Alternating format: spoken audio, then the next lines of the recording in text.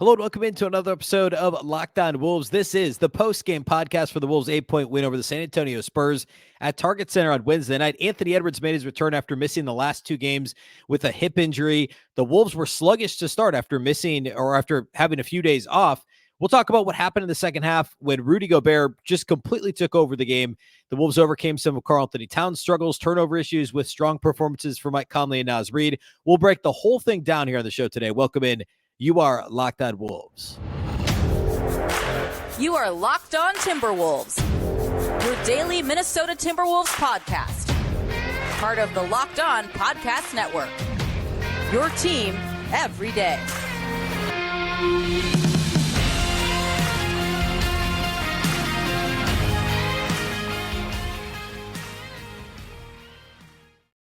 Welcome to the Locked On Wolves podcast, part of the Locked On Podcast Network, your team every day. My name is Ben Beecken. I'm the host of Locked On Wolves. Today's episode is brought to you by FanDuel. Make every moment more. Right now, new customers get $150 in bonus bets with any winning $5 moneyline bet. That's $150 if your team wins. Visit FanDuel.com/lockedon to get started.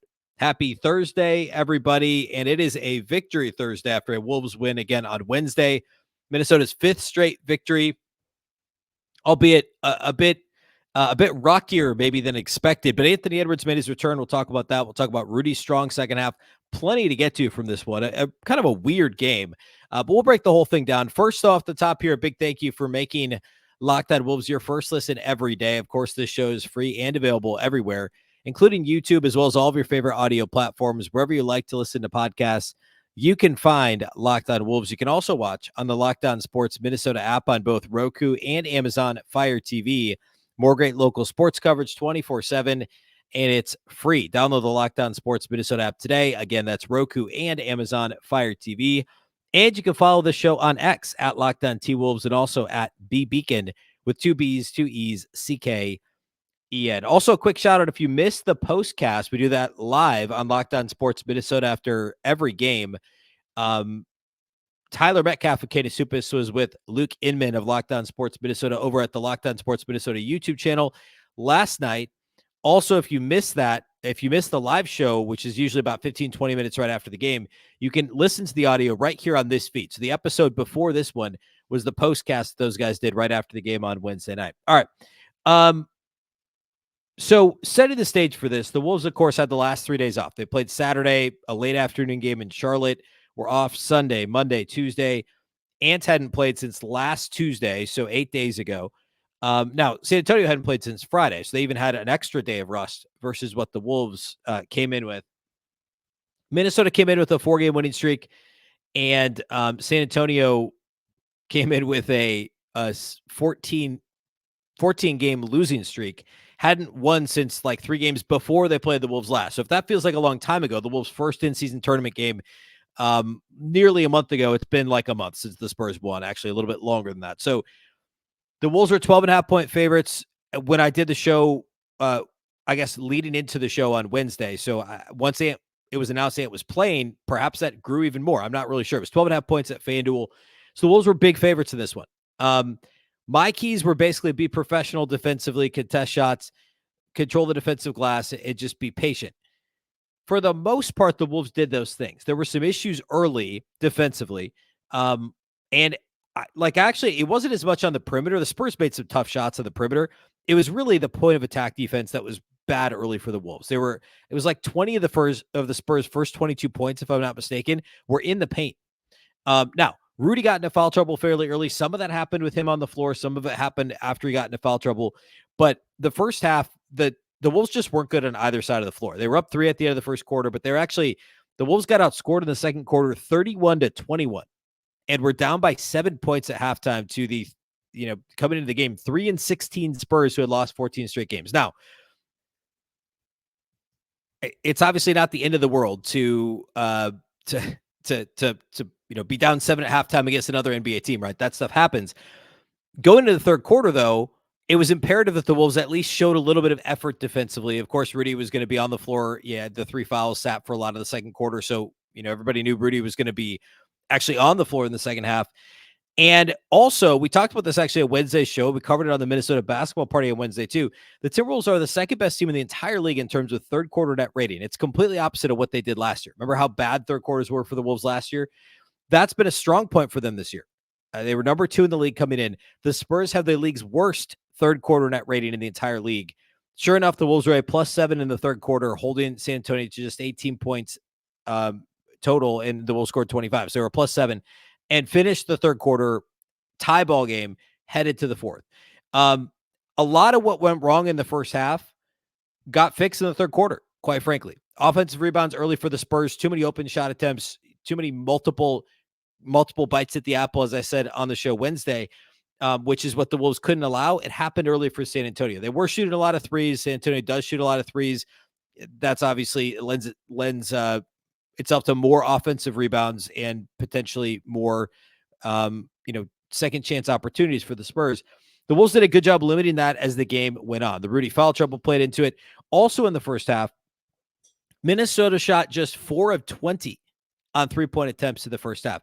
They finished the game 12 of 40. That means they shot 8 of 20 in the second half.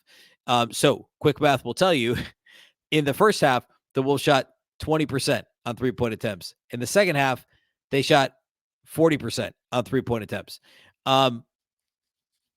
Did I do that math right? I hope I did that math right. So for the game, or no, sorry. Yeah, no, I did do that right. So for the game, they shot 30%. It's easy math. So they shot 20% in the first half, 40% in the second half, finished the game 12 of 40, 30%. Not their best shooting night, right? But given how terrible it was early, it ended up in a decent spot. And I want to talk about one of the reasons I wasn't actually all that concerned for the majority of the game, but I want to kind of finish the game flow thing here. Second half, Karl-Anthony Towns struggled. One of the other issues, by the way, in the first half is Cat only had 3 shot attempts in the entire first half. 2 of them came in the second quarter. He had 1 shot attempt in the first quarter. And the Wolves at halftime only had, what do they have? 46 points. And Cat had 3 shot attempts. Like, that's not acceptable. Cat has to get more touches. He did early in the second half, but then ultimately he ends up, committing fouls. He finished the game with 6 turnovers, has some crazy passes mixed in there. Just not a great second half for Karl-Anthony Towns, as good as he was with limited shot attempts in the first half. But thankfully, as the game wore on, Mike Conley, Naz Reid, Rudy Gobert, all those guys played extremely well. And in fact, Chris Finch closed the game, a game that was, started the fourth quarter tied and was close halfway through the fourth quarter. Naz Reid closed the game with Rudy Gobert. And Karl-Anthony Towns was on the bench. And Cat only committed 2 fouls. It wasn't because he was in foul trouble. It was because he was playing really sloppy, had some offensive fouls, had a crazy whirling dervish, behind the head pass, which we haven't seen a whole lot of lately, but had one for a turnover in the fourth quarter. And shortly thereafter, Chris Finch had Cat take a seat on the bench with him. So Naz and Rudy closed together. We'll get into their individual performances later, but I thought second half, it was all about the pulse that Mike Conley had on the game, knowing that if he just, controlled the pace of the game, knocked down his open shots, which again was a bit of a roller coaster, especially early, this team would be fine. And Naz Reid scored when they needed to score. There were a couple of moments where the Wolves had both Cat and Ant on the bench. Ant only ended up playing 37. Well, shoot, he actually ended up playing 37 minutes. I thought he was going to play a lot less than that. It felt like he was on the bench for longer stretches in the first half. The shooting was not there for Ant, but he did basically everything else well. I thought showed pretty good flashes defensively, even given, he was grabbing his hip, wincing for good chunks of the game. Clearly, he's not anywhere near 100% with that hip. Undoubtedly, it's one of those injuries where it's not necessarily going to get worse. It's just going to stay sore, right? For some period of time. I couldn't imagine the Wolves would let him play if they were worried about some sort of, it getting worse or re-injured or something like that, right? It's a bruise. So it depends on where it is, how deep it is, etc. And he clearly was in pain, but showed flashes throughout the game of normal Ant. As long as it took for him to really get into it, because I thought he started slow. And then also it was still kind of sporadic. The shot selection was a bit, there was less in the paint, more from the mid-range to be expected. He's probably avoiding contact, but he had those stretches where he looked like, vintage Ant, if you will. I hesitate to call a 22-year-old vintage anything, but you know what I mean? Typical Ant, in a good way, what we're used to seeing. So yeah, I think second half was all about Mike Conley controlling the pace. I want to spend a lot of the next segment talking about Rudy Gobert, and then we will do individual performances, individual studs and duds. And I want to talk a bit about some of the rotations and the choices Chris Finch made, and what impressed me the most about this game. So we'll do all that here next.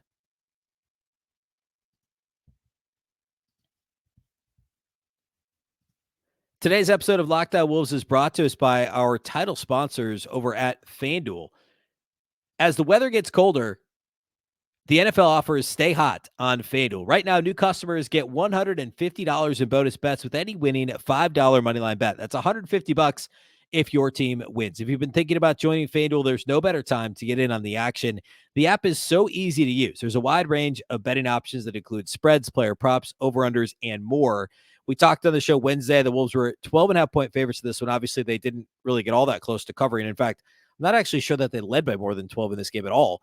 But I mean, NBA in-season tournament action on Thursday night. There's both semifinal games. That's going to be a ton of fun to bet on over at FanDuel. There's, of course, Thursday night football, NFL action. And then I guess no college football this weekend, really. But then right back into a full slate of NBA games Friday. And then the in-season tournament championship Saturday. So the next few days are going to be a ton of fun over at FanDuel. Again, the app is extremely easy to use. Just visit FanDuel.com/lockedon and kick off the rest of your NFL season. And also the Vegas portion of the NBA in-season tournament. FanDuel, official partner of the NFL.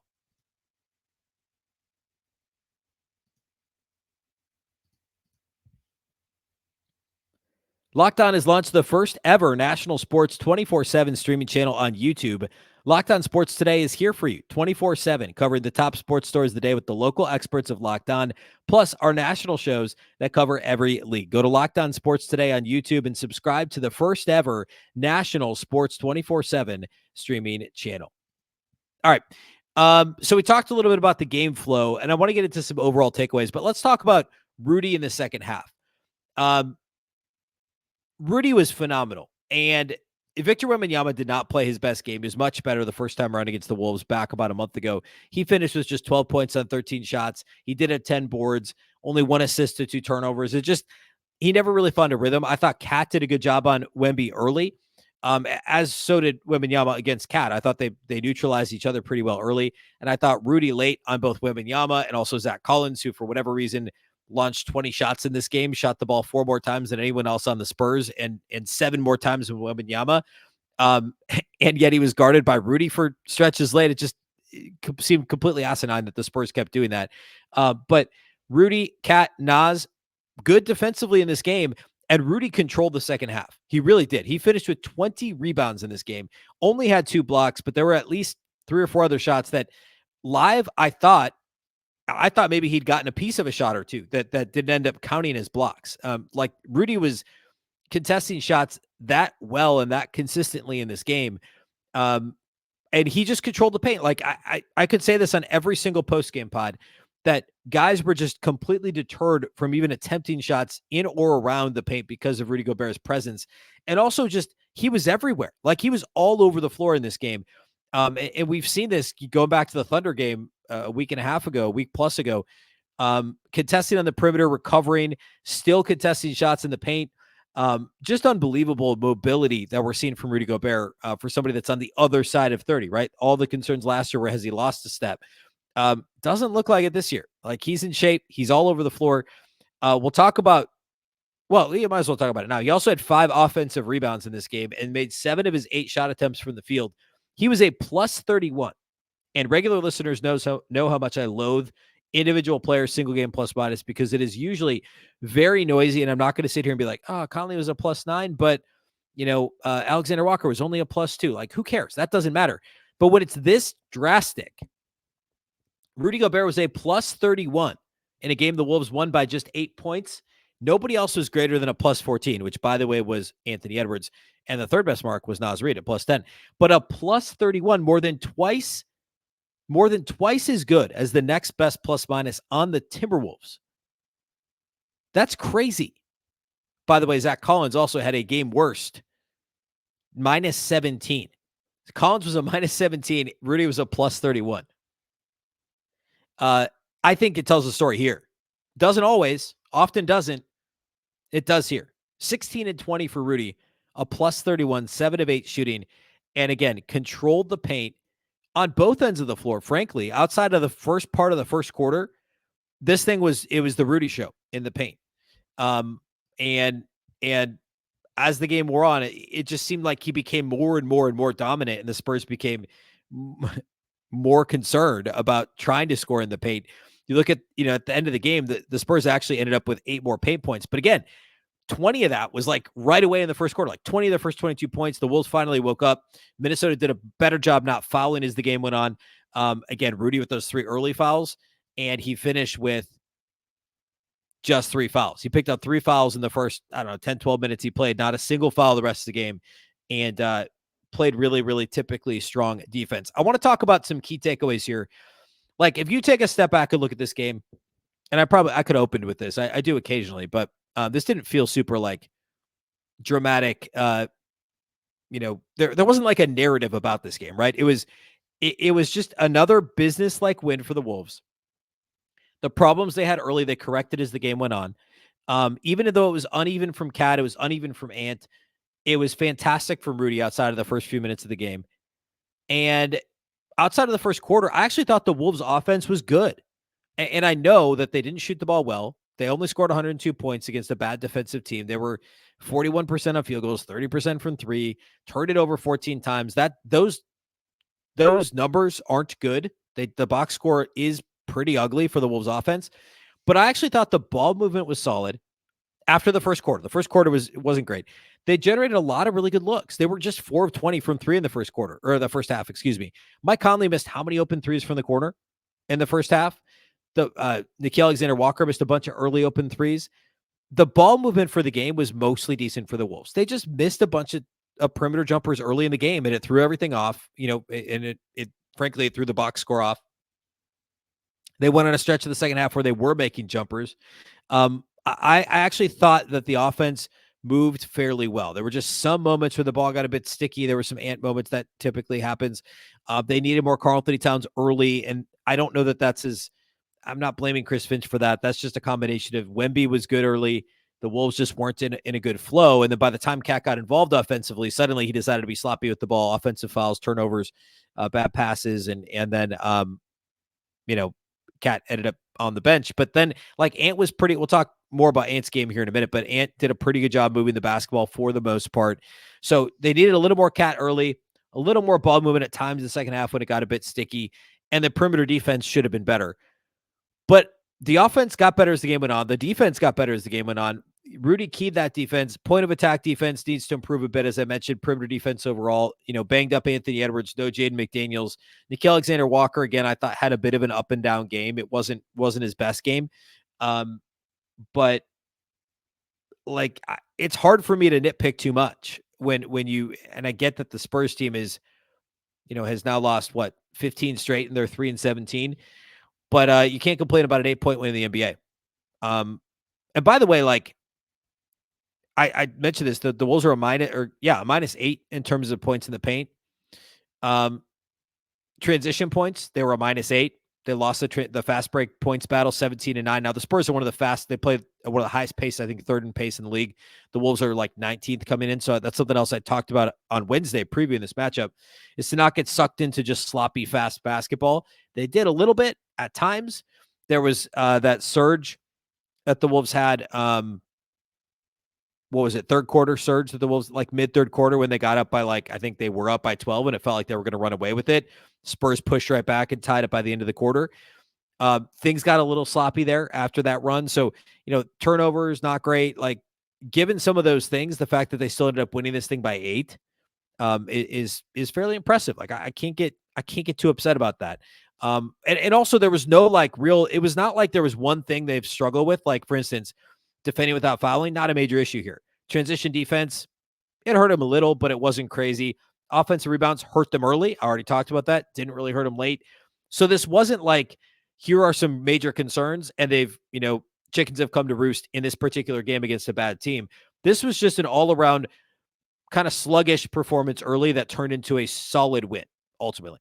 Let's talk individual studs and duds and some additional overall game stats here as we close out the show today.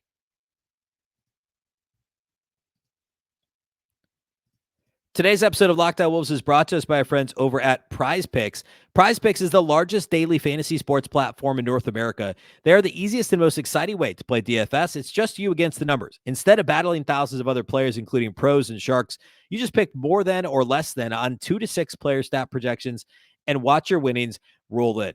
With the basketball season well underway now, you can pick combo projections across football and basketball from the Specials League, a league created specifically for combo projections that includes 2 or more players from different sports or leagues. For example, on any given night, you could take LeBron James and Travis Kelce, if I guess the Chiefs and LeBron and the Lakers are playing, at a 10.5 point combo of 3-pointers made and receptions. You could pick more than or less than that 10.5 number. Or Thursday, pick one of the in-season tournament games, pick a player, combine that with something happened in the NFL game Thursday night. It's a ton of fun. They also offer a reboot policy so that your entries stay in play even if one of your players gets injured.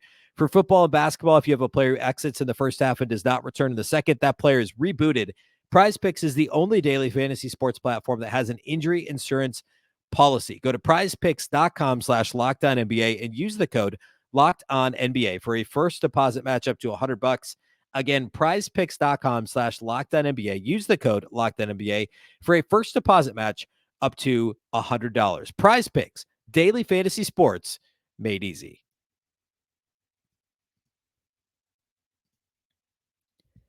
All right, let's close this thing out with individual studs and duds. Pretty easy here. Number one has to be Rudy Gobert, as I've already talked about. I'll do his line one more time because it's pretty impeccable. 16 points on 7 of 8 shooting, 2 of 2 at the line for Rudy. 20 rebounds, including 5 offensive rebounds, 2 assists, 2 blocks, only 1 turnover, and a astonishing plus 31 in 30 minutes, a game the Wolves won by 8 points. And I'll say it again, nobody else had a mark better than plus 14. And his counterpart, Zach Collins, was a minus 17. Wemby, by the way, a plus 4 in this game in 32 minutes for the Spurs. I didn't really talk about Devin Vassell. He was like, Vassell's who killed the Wolves last time around, about a month ago. He had a big third quarter again. He had 22 in this game, 9 of 16 shooting, 4 of 8 outside the arc. He's like the only guy on that team that's a rotation guy on a playoff team. Maybe like McDermott or Trey Jones off the bench for a playoff team. They're coming off the bench currently for this Spurs team. So I don't know. I mean, Keldon Johnson was okay in this game, but he hasn't quite been what I know. He led them in scoring last year, but Vassell was hurt a bunch too. So anyway, Vassell was really good. I thought he was the best player on the floor for the Spurs, no question. But anyway, great game for Rudy. Second stud for me, it's got to be Naz Reid. Let's talk a little bit about Naz. I just kind of mentioned him early and haven't gotten back to him. 15 points on 7 of 18 shooting. Yes, he led the Wolves in field goal attempts, but he also played 29 minutes off the bench. So he was 5th on the team in minutes played in this game. 1 of 7 on threes. Just never actually, I don't know. I shouldn't say he didn't look comfortable. He looked like himself shooting threes. He just missed some threes, right? But he was really good inside the arc. He was 6 of 11 on 2-point attempts, 1 of 7 on threes, no free throw attempts for Naz. He had some really nice moves, just getting to the basket and not a ton of post-ups. We haven't seen a lot of that this year out of Naz. It's just a lot of face-ups. And guys can't guard him one-on-one. Like the majority of guys that teams run out there and try and guard Naz Reid, they just can't stay in front of him. He puts him on skates too easily. A couple of very nice moves from Naz in this game. Again, 9 rebounds, 4 of them on the offensive end of the floor, 2 assists, a block, 1 turnover, was a plus 10, which was the Wolves' third best plus-minus mark in this game. Again, 15 and 9, 2 assists and a block in 29 minutes. A really strong Naz Reid game. And he was part of that, the second half. The third quarter push had a massive dunk that got the crowd ignited right before the Spurs scored at the other end, but that pushed the Wolves' lead up to, 3 possessions or something at the time. But a big dunk from Naz, big energy. His offensive punch when Cat was struggling in the second half was super important. Really, really important. And Ant, frankly, struggled too. Naz, Conley led in scoring. We'll talk about him in a minute. Gobert had 16, Ant had 17, Reid had 15. So you go with the Wolves' top 5. Actually, this is kind of crazy. Top 6 scorers in this game. Ant had 17, Rudy had 16, Reid had 15. Wait, did I do that right? Conley had 18, Edwards had 17, Gobert had 16, Reid had 15, Towns had 14. So you literally go 18, 17, 16, 15, 14. They had 5 guys that all scored between 15 and 18 points. So well-balanced, yes. But Naz's 15 off the bench was super important for this team. And just another really strong Naz Reid performance. I spent a lot of time talking about him on Wednesday. If you go back and listen to Wednesday's show, I talked about various Naz Reid lineups of which ones were better, which ones were worse. The Naz and Cat lineups were great. Were better than the Naz Rudy lineups until this game. This game kind of flips that on its head and also kind of like underscores small samples and also matchups and some of those things. But Naz and Rudy together in this game, really good. My third stud is Mike Conley, 18 points on 5 of 13 shooting, 4 of 10 on threes, 4 of 4 at the line, 4 assists, 4 rebounds, 3 steals, only 1 turnover, a typically spotless Mike Conley performance. He only made 1 2-point shot, and it was basically like a little dagger floater bank shot from the left side of the floor late in this game as the Wolves were putting the Spurs away. 4 of 10 outside the arc. That'll play every night of the week. I love that Conley squeezed the trigger 10 times from 3-point land. He's just got to do that more often. He led the Wolves in 3-point attempts in this game by, well, I guess Troy Brown shot it 8 times from deep off the bench, but Conley had 10 3-point attempts, 10 of the Wolves 40, and 10 of his 13 shot attempts were from outside the arc. So a very good Mike Conley game. Again, just a very professional basketball player. I don't know how else to say it. Really took control of this game late. And you just feel comfortable with the ball in his hands. Makes the right decision, I don't know, 9 times out of 10. And also, by the way, in a game where point of attack defense was less than stellar for the Wolves, obviously no McDaniels, banged up, sometimes lackadaisical / rusty looking Ant. Alexander Walker, not his best game. I thought Conley's defense was really good, and he was important on that end of the floor as well. Duds, I'm actually going to go Karl-Anthony Towns, and I, the line actually doesn't look too bad if you take out the turnovers. 14 and 10, 5 of 6 shooting, 2 of 3 outside the arc. But he was so bad for that stretch in the fourth quarter that like this thing teetered because of him, in my opinion. It just was a bad stretch. That doesn't take away. I thought he was very solid in the first half, albeit not involved enough in the offense.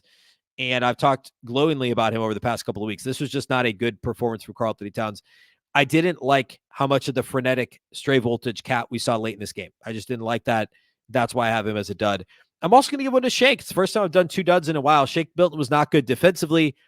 Minus 12 in 12 minutes. Missed his only 2 shot attempts, including an open 3 when the Wolves were really searching for some offense. Shake he went from kind of the 6th-ish man to the very clearly the 9th guy now. And I don't know, when McDaniels comes back to Shake fall out of the rotation. Like, I know that nobody's then really filling that backup combo guard spot. I guess it would be Alexander Walker, right? And you just assume you're going to get enough punch from everybody else that you don't need Shake Milton. Like, the Wolves thought for sure Shake would work in this better, hopefully much better than Jalen Noel last year role. Well, it hasn't been better than Jalen Noel. Like, Shake just hasn't been good. He's had a couple of life games recently where he's shown some life. This was not one of them. So keep an eye on his minutes. I should also note, rotation-wise, that Troy Brown Jr. was the first guy off the bench. Ant got an early rest in the first quarter, and that's probably why, is because this was his first game back. So Ant was out, 5-6 minutes into the game. And Brown came right back in with the rest of the starters. Another good game for Troy Brown. I mean, he was only 2 of 8 outside the arc, but I thought he was good. 8 points, active, only 1 rebound in 25 minutes, which shocks me because I felt like he was everywhere. He had a couple of near offensive rebounds where he was just crashing and just being athletic and having a nose for the ball, the do stuff ability that I was pleading with the Wolves in the offseason to get more of. Troy Brown Jr. provides that. I think he's got to be at the very least a fringe rotation guy for this team moving forward. I've been saying it since training camp, since the offseason when they acquired him. What he does is important for what this team needs. He's like a weird hybrid between Malik Beasley and Taurean Prince. Like, that's my opinion, right? Like, his role is more like a Taurean Prince role, but the way he plays is more like, well, I don't know. I don't know that I like that comp. I just threw that out there. I didn't think about that ahead of time. I mean, like, he does more in terms of stuff in the box score than either of those guys did, especially more than Beasley, because Beasley was like zeros except for just a bunch of 3-point attempts. But, the catch and shoot ability from 3, the way he runs the floor in transition, he defends more like Taurean Prince, but I think a little bit better. It's a topic for another day. But I think what Troy Brown brings is very important for this team. And I thought he played really well in this game once again. All right, so studs. Rudy, Naz, Conley, duds, Cat, and Shake. Strong games from Troy Brown, and I don't know. Ant was a bit more of a mixed bag. We didn't actually talk that much about Ant other than the rust, but he finished with 17, 7, and 6, which Sounds nice, but he shot just 4 of 17 for the field. He was 7 of 8 at the line, so that salvaged his night offensively. He did have the second best plus minus on the team with the plus 14. Turned it over 3 times. It was very much a mixed bag for Ant, and understandable given the circumstances, but there were moments where he looked good too. So I was kind of heartened by his performance. We'll see how he's feeling tomorrow and, leading into Friday when the Wolves go to Memphis. I would imagine he plays, given that he played in this one, but the Wolves don't play Saturday or Sunday. So they could rest him Friday and give him Thursday, Friday, Saturday, Sunday, 4 days off before they play again on Monday. That's an option. So we'll see if he, I'm sure he'll be on the injury report, but we'll see how that shakes out here this weekend. All right. That's all we have for you today on the show. Friday, we'll, of course, preview the next matchup here, Wolves-Grizzlies Friday night, among other things. And also Friday night, I am actually hosting the live postcast. We'll do that over at Locked On Sports Minnesota, the YouTube channel. I'll be filling in as a host for that show, and I believe I'll have Tyler Metcalf with me. Jack Borman with me. It's a road game, so we'll have Jack with us on the show, breaking down Wolves-Grizzlies Friday night. We'll go live about 15, 20 minutes after the game. So all that to come on Friday. In the meantime, go check out the Minnesota basketball party a couple episodes ago in your feed, the live postcast from last night. Basically 4 or 5 episodes of basketball stuff in the last 24 hours on the Locked On Wolves audio feed. So check that out. A big thank you to those that do make Locked On Wolves your first listen each and every day. Of course, this show is free and available everywhere. That includes YouTube as well as all of your favorite audio platforms. You can also watch on the Locked On Sports Minnesota app on Roku and Amazon Fire TV, and you can follow on X at Locked On T-Wolves and also at Beecken with 2 B's, 2 E's, CKEN. Of course, the Locked On Wolves podcast is part of the Locked On Podcast Network. Remember, the Locked On Network is your local experts on all the biggest stories. Once again, I'm Ben Beecken. This is the Locked On Wolves podcast, and we'll catch you next time.